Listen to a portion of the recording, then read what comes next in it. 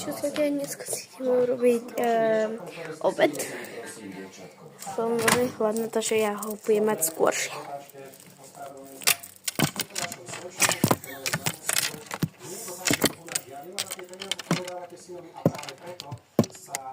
No, stojí. No. Počkajte, toto si vybereme, aby nešiel. Dobre, aby to stálo. Hej. Počúvali ste sa teraz, čo ste povedali? Vašej novej priateľke, 20-ročnej, že nedávate 2000 eur mesačne. Takže ako prvé budeme potrebovať svoju obľúbenú nátierku. Ja si verím, toto je moja obľúbená. Takže ju bereme. Potom klobásky.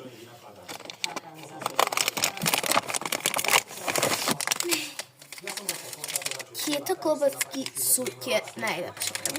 Sú kvalitné a sú veľmi príjemné na žúvaní, ale sú dobré.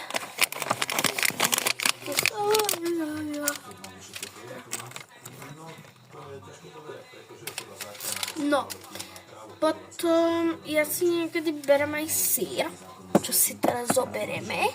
Sír. Máme takúto nádobku. Na to som si nemala zobrať kochlík, aby som si to všetko zobrala. No. Teraz ideme na druhé, na ďalšie.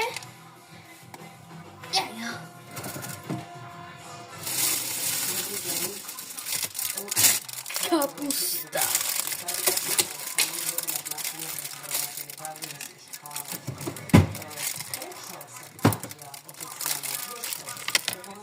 A nejaký takýto nožík dobrý, aby sa trajalo.